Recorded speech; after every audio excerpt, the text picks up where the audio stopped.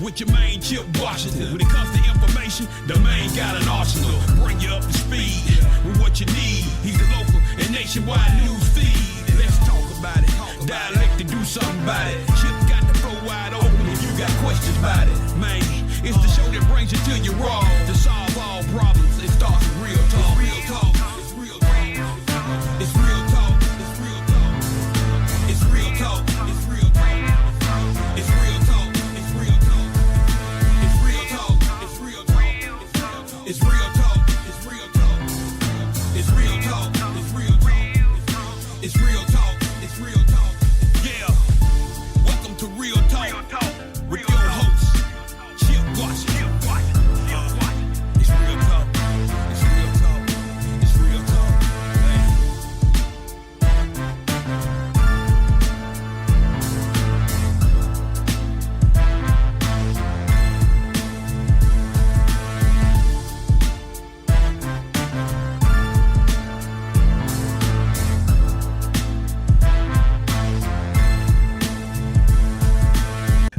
Welcome to Real Talk Memphis on this beautiful Monday evening in the city, 6 o'clock straight up, which means it is time for an all-new edition, and it is time for you to hang in there with me for the next hour while we, do our thing here.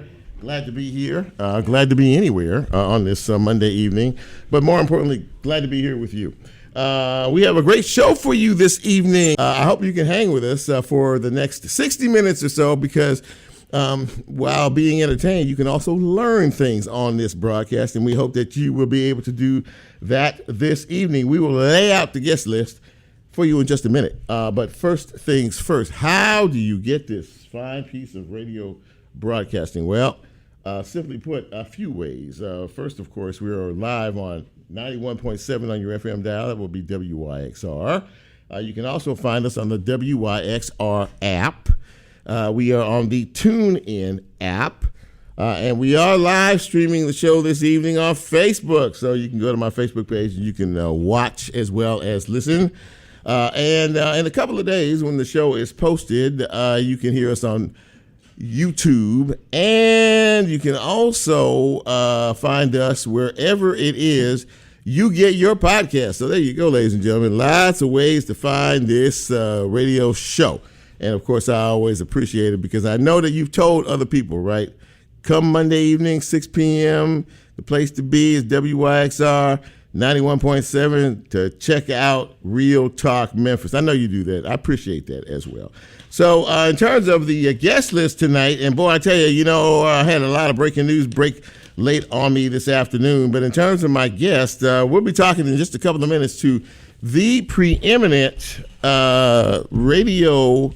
Well, he used to be a radio personality in this town. He's left radio, and he's doing writing full time. He's a columnist for the Daily Memphian. Who is he? He is Mr. Geoff Calkins, and I want to talk to him about all things sports, especially our local folks, and get his take on a few things. And he'll be checking in just a couple of minutes. A bit later on, we will be talking to City Councilwoman. City Councilwoman Rhonda Logan. I'm just having like a little brain lock tonight. Rhonda Logan will be here, ladies and gentlemen, in the second half hour of the show. I've not spoken with City Councilwoman. I've not spoken with her in a while, and I'll be glad to catch up. I'll be glad to catch up with her and find out what is happening in and around the city. So there it is. There's a look at the lineup tonight. So I hope you stick around for it. As we always do this time of the show, we salute you if you are celebrating a birthday or the next trip around the sun. This segment is for you, but I can't get into it until I say, hit it, Brent. Happy birthday, happy birthday, happy birthday to the following folks. I'm getting there. Happy birthday out to the following: Michael Thomas Bespoke, Joseph Tucker celebrating a birthday today, Leela Garlington, my very good friend Leela Garlington, celebrating her birthday today. Happy birthday. Patricia Burnett, happy birthday to you. Beverly Holloway is celebrating today. Cynthia Alexander Mitchell celebrating her birthday today. Marquis Walker, happy birthday to you, sir. Happy birthday to Terry Dockery, to Jimmy Avery, to Louise Gilliam. Samika Pinkin celebrating today, as is Inez Robinson and Ann Floyd. Happy birthday to each and every one of you. I hope it's been filled with fun and laughter and lots of cake and ice cream if that's your thing. So from all of us here, happy birthday. And we look forward to being with you next year for your next trip around the sun. Thanks, Brent. All right, let's get into some news and notes. Boy, I'll tell you, late this afternoon we heard that there is going to be a press conference on Wednesday morning at 9 a.m. at the state capitol to talk about this long-awaited audit in reference to the Memphis and Shelby County school system and some things that they found which they think might justify them taking over our school district down here. So that's a very big deal. Wednesday morning, 9 a.m. at the state capitol to talk about that. Anyway, so we'll all be paying attention to that. Many of you, I'm sure, heard about the No Kings rally that happened not only here, but all across the country. Tens of thousands of people attended. And let me tell you something, it was a big, big deal. Here, we had a few folks arrested and actually charged. Now, three of them that were arrested were charged, were released today. And they spoke of the inhumane conditions. That's the word that they used. Inhumane conditions in reference to the Shelby County Jail, and talked about what people are dealing with, what they have to go through in the whole 9 yards. So it's a bad play all the way around. So that on top of everything else, it's happening. They were charged with a myriad of charges. So we'll follow that and see how that goes. Two Shelby County Sheriff's deputies are relieved of duty following arrest for aggravated assault charges this past weekend. Got into it with an individual. They choked him, apparently, and they threatened the man at gunpoint. We don't know what started all of this. We just don't know. But anyway, they are relieved of duty right now, and they will have their day in court to determine exactly what happened. Many of you were probably aware of an arrest. Remember the case with the 7-year-old boy a couple of weeks ago? He was walking home from a community center with some friends, and they were jacked by a couple of individuals who have now been arrested. One, a 14-year-old, another one, a 16-year-old. The child who was jacked and by them at gunpoint is 7 years of age. They jacked a 7-year-old boy and took $10 from him. Well, they've been arrested now, and they're in custody in reference to that situation. What is happening? What is happening out here? Period. It's not a good thing. Let me see here. Okay, final story I want to lay out for you. There was a shooting death, and it was a very unfortunate situation at Lane College that happened over the weekend. A 19-year-old student was shot on campus and later died. The police have someone they're holding, but there have been no official charges on this case as of yet. We're praying for that young man's family and friends during this terrible time, and pretty sure that Jackson Police Department will make an arrest in this case. That is a look at news and notes. We will take a break. When we come back, we will get into the broadcast. This is Real Talk Memphis. I'm Chip. You know who you are. Please don't go away. We'll be right back.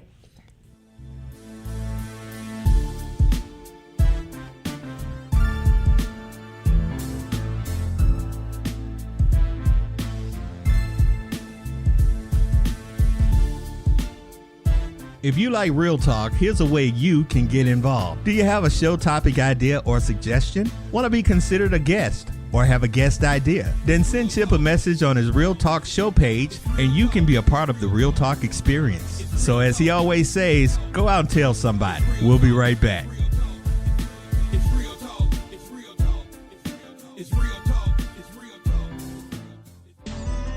Woman's intuition? Woman's prerogative?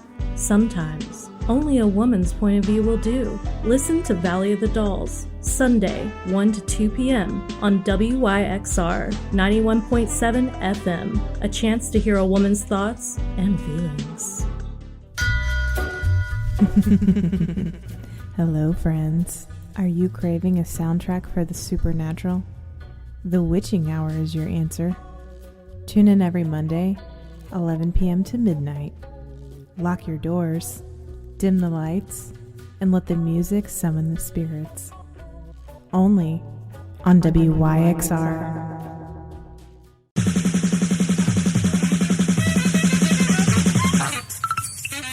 Hey now.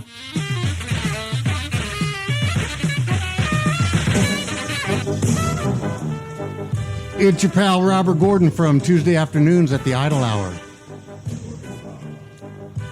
I don't know how to work the controls. I don't know what I'm going to play. And no one's going to make you listen.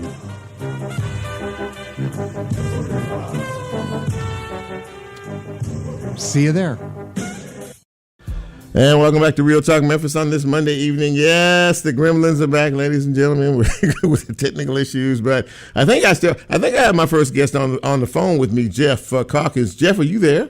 I'm here, and the good news is that because of the Gremlins, you don't have to see my face. Well, so it's it's just me and on the phone. You are exactly right. You are so sad. Well, listen, my friend, I thank you for being patient and thank you for hanging on for a few minutes. I really, really appreciate it. So listen, I told you off the air, and I'll tell you on the air. I kind of miss you on the radio side of things. Geoff Calkins, ladies and gentlemen, is a renowned columnist. He did a radio show here for years on 92.9 ESPN. Now he's writing full time for the Daily Memphian, and he's joining me now. And I asked him, I told him I kind of missed him on the radio, and he said, "Tell us what you said, Geoff, about that." What I said was, sometimes I wonder if I quit the wrong job. I have two jobs. It's funny because I came to Memphis 30 years ago to work for the Commercial Appeal, so I'm a writer first. That is what I was first. But then, George Lapidus brought me on as his sidekick roughly in 2000. I started doing local radio, and then I went to 92.9, and I had my own show. And, I'm about to be 65, so I decided maybe I should give up one or the other. And because I am a writer first, because I'm very loyal to the Daily Memphian, which I believe in, and also because writing doesn't require me to be in studio every single morning, I said, well, why don't I keep writing and give up the radio?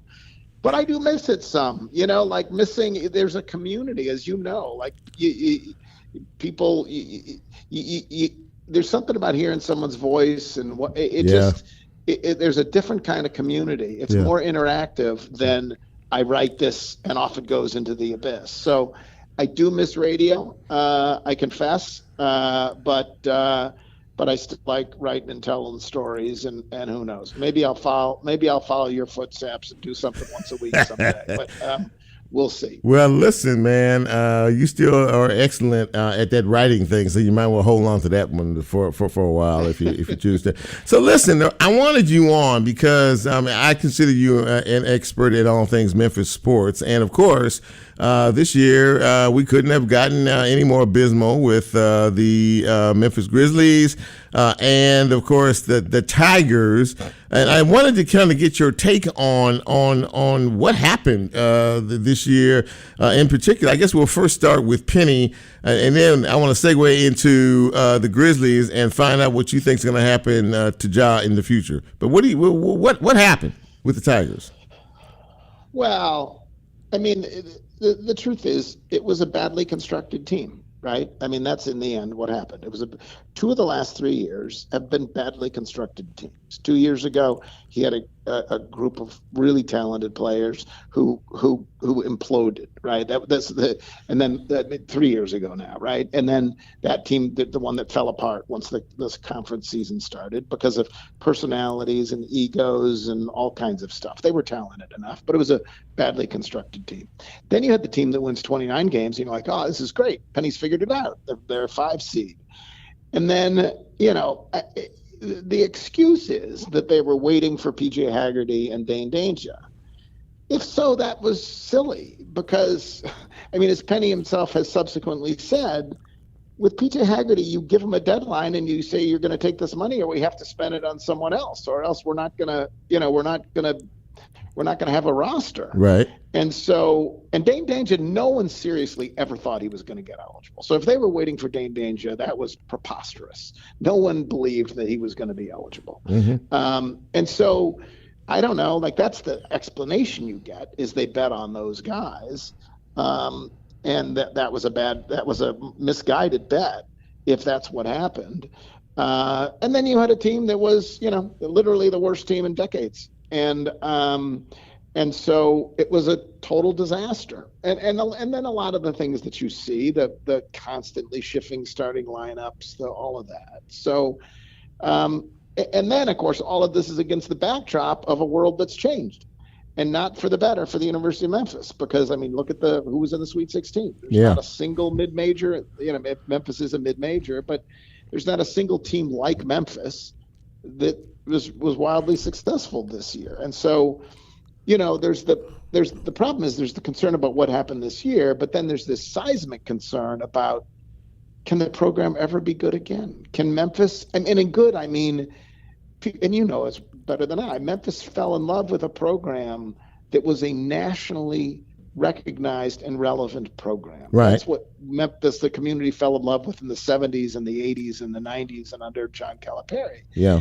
And if they can't be that, if they can't be a nationally relevant program, are they really going to pack people into FedEx Forum? Are you really going to be able to charge the kind of prices that you've been charging? Are you really going to? And so it's sort of, I think, a real crisis in terms of figuring out the direction going forward. He rehired one of his former coaches today. Am I correct in that? Yeah, he brought back Tony Madlock.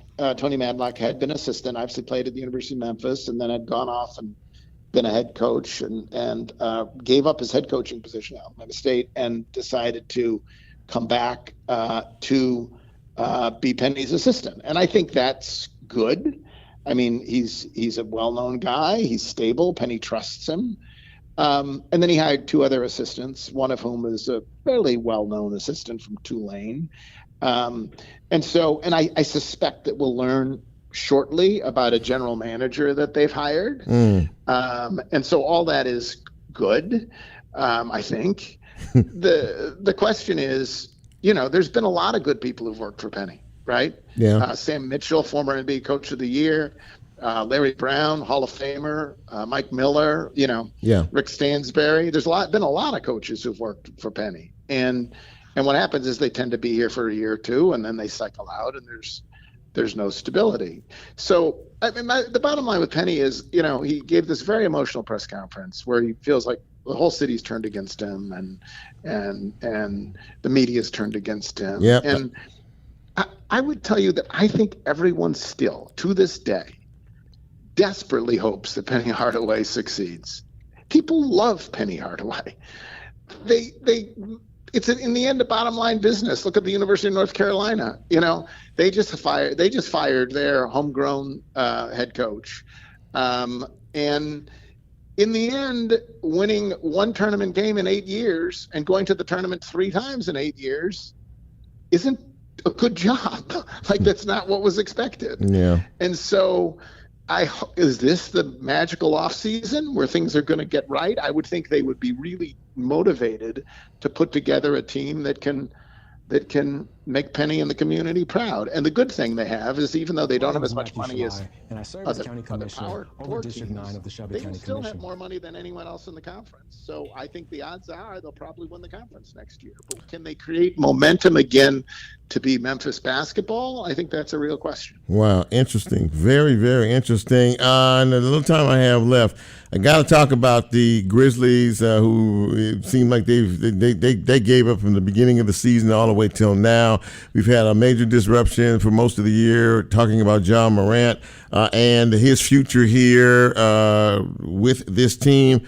as things stand now, as we're prepared to go into an off season after a dismal season, what are your takes? What do you think is going to happen with the superstar? Will he be here or will he be gone? No, I mean, the notion that anyone thinks he's going to be here, like I still see people getting mad that he's not playing. You know, then when the injury report came out that he was done for the year. Done for the year, yep. They made the decision to trade Geoff. When they traded Jaron, you knew what they were doing. And what they were doing is rebuilding. And really the reason they were rebuilding, as much as any other, is they no longer thought they could build around Geoff because he's not healthy and he's not reliable. And he's a supremely talented player when he plays. Mm-hmm. But so if they could have traded him at the trade deadline, they would have traded him. They will trade him. I mean, if anyone will give them, anything for Geoff, it's not that people didn't meet their price. It's that no one wanted him.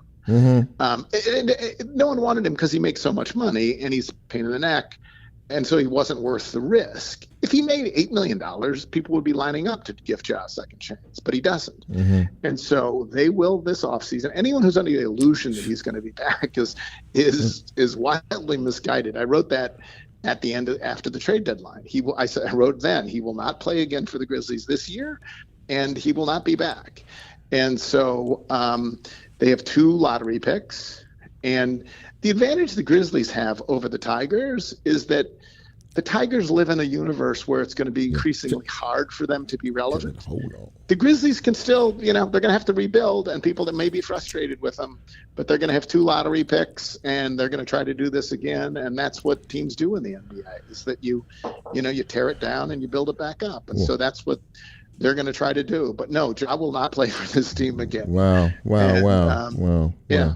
So, well, listen. Anyway, all right. No, you got to get rid of me. Yeah. Well, listen. No. I have really enjoyed, and I will have you back, and probably sooner rather than later. We'll fix the technology between now and then. Absolutely. Geoff Calkins, thank you, my friend. I really appreciate your time. Thank you so much. Thanks for having me on. Okay, buddy. See you. Bye.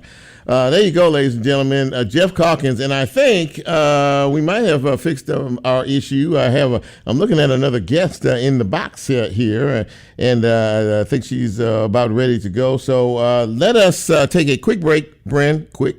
And when we come back, we will continue on. The Gremlins are back, but we still love you. It's Real Talk Memphis. Don't go away.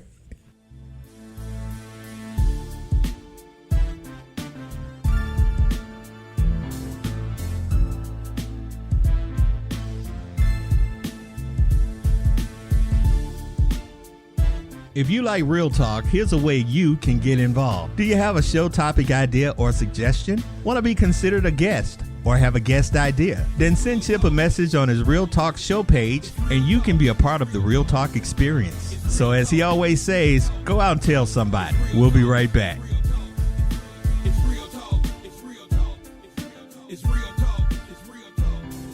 I'm Dr. Lisa Beasley, a family nurse practitioner and host of the podcast series Healthful High Notes, located on the WYXR podcast network. Episodes are released weekly, and I invite you to listen, like, and follow. Episode topics for the month of April include awareness for child abuse, Parkinson's, stress, and National Minority Health Month. Visit the WYXR podcast network at wyxr.org or listen on your favorite podcast streaming service.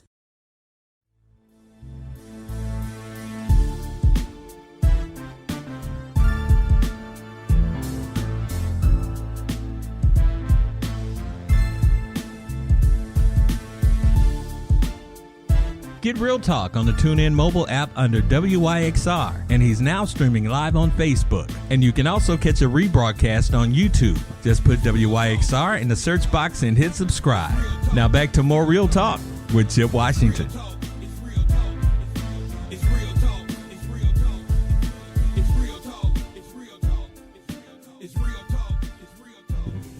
And welcome back to Real Talk Memphis. We're navigating our way around this joint this evening, and I'm glad that if you are still with us, I'm glad you're with us. And one person I'm very happy to say is with us this evening is my next guest. Rhonda Logan has been a city councilwoman for a few years now, and she's harder to get than the president of the United States. But when I reached out to her this time, I was able to finally get her, and she committed to me. My good friend Rhonda Logan. And Rhonda, it's good to see you. How are you? How are you? Can you hear me? I am well. I'm well. So good to see you as well. It's been a while. It has been a while. We've been doing this for a while. Yes, this is very, very true. We have, and I'm so happy that you can make a few minutes for us. There's a lot. There's a lot going on. There really is, and yes. I kind of wanted to get from you kind of a synopsis of where things are in our city in the midst of another election cycle and so many other things that are going on. We had the president here. We had the No Kings this weekend. We have the Safe Task Force. And one thing I haven't asked you about is the Safe Task Force. They've been here for 6 months now. We've seen or heard about a lot of the results. We've seen some of the things that have happened. What is your honest estimation of all of these folks being here? And in your opinion, has it been a good thing? Thank you for that question. I really appreciate you focusing in on that on this platform so we can really talk about it. I personally feel this has been a wonderful opportunity for us to breathe, to get, when I first came on board, and I was chair of the Public Safety Committee for about 3 years, my first term. Mm-hmm. And even during my campaigning, those 3 years as chair of the Public Safety Committee, all you would hear about was crime. And so I often talk to constituents, and everybody's now concerned about the Safe Task Force and all of that, but people are really glad to have a sense of normalcy. When we came on, you couldn't go to the grocery store. You didn't know if your car was going to still be there. There was so much going on, but now people can really live their lives. Children can play. It gave us an opportunity to shore up Memphis Police Department because we were down for years, down in our complement. So I do feel that it was successful. I want to say that it wasn't done in a silo. There were many agencies, many nonprofits, many levels of government that all participated in bringing this to fruition. So let's put that there. It wasn't just the Safe Task Force, but we have been working on it for a while. Bringing things to a head, but we did need that extra manpower. So it was very successful, in my opinion. So, and having said that, one note I think that people tend to forget about that you all try to remind the citizens of is crime was trending down before the task force came to the city. The numbers were showing that crime was trending downward. Do you think, in terms of all of this, that people may have forgotten about that, and that may have gotten lost in all of this? When all of this other came into the city, kind of swooped in here, that people will forgot about that. And let me ask you now, from the constituents that you talk to, do people feel safe in this city or safer in this city from your constituency? What are they saying to you? From my constituency, yes, they feel safer. I always remind people, you all told us to call the highway patrol, call the marshals, whoever we needed to call, but get the crime down. That was the word on the street prior to this happening. And, working with nonprofits, working with all the areas of law enforcement, sheriff, county, city, everybody coming together, churches, we put things in place that could begin to trend, that crime would begin to trend down. But one thing that our federal partners did was amplify those efforts by providing more manpower. Not that it was a magic wand and they came through and, fixed everything, but they were able to work with our law enforcement They were able to work with the sheriff's department. And highway patrol was here. So a lot was being done, but the work that they were able to do was amplify what was happening. So people, their presence having enough complement, and people patrolling, people having them at the stores and things like that, that made a difference, being visible. And we just didn't have the manpower to be as visible as we would have liked.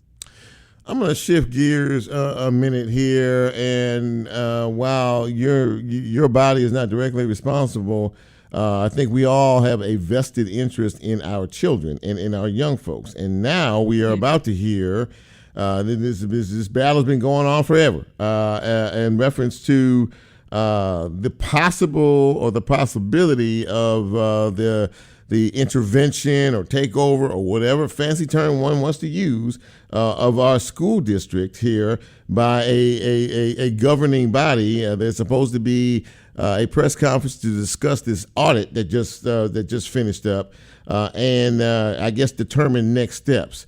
Where are you in all of this, and what are some of your greater concerns in reference of the or to the future of education in Memphis and Shelby County? That's a good question. It's a loaded question, but I am always behind or in support of public education when public education works. I was a graduate of public education, and when we grew up, it was a different time and a different era. So as always, I'm always going to drill down to the constituent level. Right. What does this mean to the children? What does it mean to the families? What does it mean to the communities? And we've had some challenges in our school system, but I do think that they were pulling things together, and we had the recipe for pulling things together and moving forward. So to have this happen, could potentially be disruptive, but if it's going to be that there's more resources available, if it's going to be that there's a collaborative effort between this governing body that will be put in place, or oversight committee that we put in place, and the school board, if they were able to collaborate as we did, as city administration did with the Safe Task Force, and it benefited everyone, then I think that's a good thing, if that is what's going to happen. Mm-hmm. Now, if it's not going to be from that posture, it might have a different result. So I'm hopeful that everyone will come together for the good of the young people. I know, there's some talk about the audit, there's some talk about this and that, but no one's talking about the children. Right. And what's going to happen, how this is going to benefit them, how it's going to enhance learning. And that's what's important right now. Our youth, our young people, the proficiency rate it's too low, and so raising that is what they've begun to do. And if this governing body is not going to come in and continue that and amplify that work, then that's going to be problematic for me, because I do think we need to get back to thinking about and helping the young people, the students. So as we move forward in 2026, there's always a busyness to the agenda in terms of work and business. What are you focused on as we move through this year? What are some of the things that you want to see worked on or done in 2026 as we move through this year? There's always things that need to be looked at. And what are you looking at in terms of your agenda? Well, I've been focused on the same thing, making certain that we are supporting and bringing resources to our communities. Our communities and neighborhoods are our building blocks, and there are a myriad of different concerns, from housing to code enforcement and those types of things. So I'm staying true to where I started: neighborhoods and communities, making sure that we have advocacy, making sure that there's someone there addressing the blight and the issues that we're having in our community without the resources that we need. A lot of investment that is needed is not there. So being that voice of pulling that in, kind of coordinating that and working on policy as well as resources to our neighborhoods, which includes the schools, which includes the business corridors, commercial corridors, and property values and things like that, because, we can focus on the macro level and miss the micro, and look up in our neighborhoods and communities are in serious crisis. Well, look, it's good to catch up with you because, like I say, I know you guys are all busy, and I've said this to a couple of your colleagues, and I'll say it to you. This is there are more women on the council than ever in the history of the council. And I have said in more than one time in the past that I think that the women are doing an extraordinary job. I mean, this is the panel. We've never seen this before, but there seems to be a lot of intentionality in purpose in the work that you all are doing. Am I sensing that right? Because it sure feels like it to me. Absolutely, and we work well together. Even city and county, we connect well with our counterparts on the county, and we all communicate. We try to make certain, and I think that's that speaks to the motherhood, the sisterhood, wanting to pull everybody together and make that nurturing and making sure everybody's good, making sure we're checking off all the boxes and we're collaborating, using the resources and putting the resources where they belong. I'm not taking anything from our male counterparts, but to your point, or to the point you brought up, there is synergy there with us, and a certain sisterhood and mothering spirit that wants to pull everything together and everybody to be good. So we kind of tend to think about those things that matter, that are lasting, maybe not as popular, but they're most important. You know what I mean? So they're very important, and these are the things that are going to be sustainable even after all of us are gone. So you notice that, and you're spot on. We are intentional about what's going on. Even though there's the Sunshine Law and all of those things, we have to make certain that we're following. But even at that, we make certain that when we're together, we do meaningful policy and make sure that we're respectful of each other's platforms and those things that are important in different communities, because there are different nuances across our city. Sure. And we want all of the areas to be good. Well, man, I tell you, I've noticed the job well done. There's no doubt about that. I just have about a minute or two left, but I have to ask you about this one thing before we go. And it has been a bit of a problem for quite some time now. Where are you in terms of MATA and the job that needs to be done there and what needs to be done moving forward?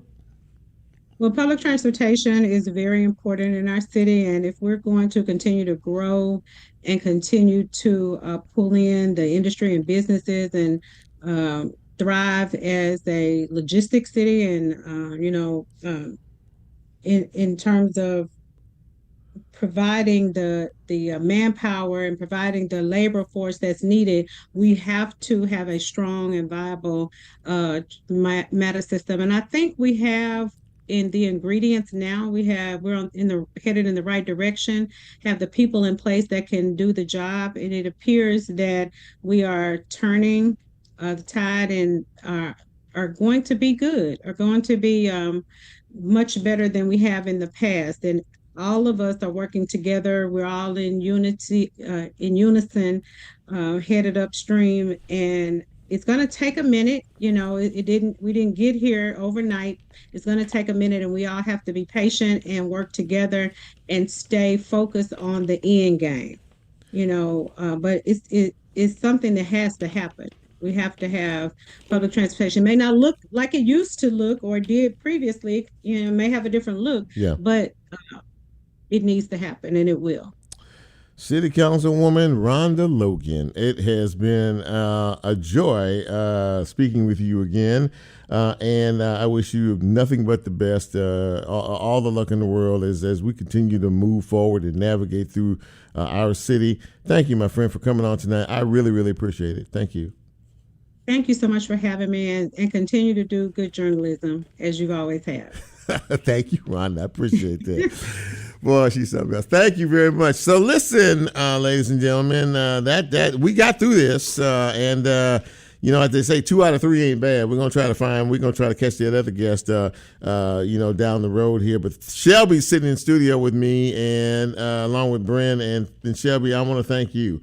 Thank you for helping us out tonight. You really helped us out. I know she's very modest about this. And speaking of Bryn has this great show that comes on in just a couple of minutes. It's called Event Horizon. That's one of the coolest things. I wish I had stolen that. I don't know how that passed me by. But in any event, he's sitting here and he's getting ready to fire up the old keyboard. Bryn, what kind of musical mood are you in tonight, my friend? Yes, sir. Tonight there'll be about, I did the math, it's about 80% new releases. All March releases, apart from a couple within the rap world, the punk world, and a little bit of metal as well towards the middle and end of our hour. Have you found out yet, or have you gotten any feedback yet from folks who hear your show? What's their favorite? What is some of the favorite music that you have played? You've been doing this now for a minute. Yes. You ain't a rookie. Yes, you ain't a rookie no more, boy. you the dude now. So, but what are people telling? What are they like hearing from you musically? I think I try to at every hour I try to put across that it's going to be multi-genre, and with that I think I've brought in a couple of different audiences. There's some people that have reached out to me and told me I did a good job on some of the rap music I've played that's like 2010s era or whatever. Yeah. Some people enjoy some of the punk and metal stuff I do, and those can be kind of different crowds sometimes.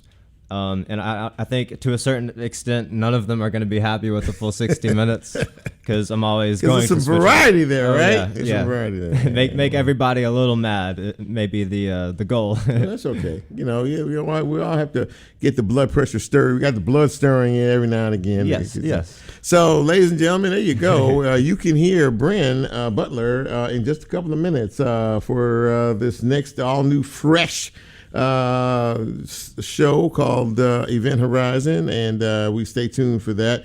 And meanwhile, as he plays this out, I enjoy coming here every Monday night. I enjoy doing this show, and I hope you enjoy it as well. Sometimes we have a little bit of kink in the kink, but we try to get through it the best way we can. But more importantly, I want to thank all of you who support this show, who listen to this show each and every week, regardless of the host.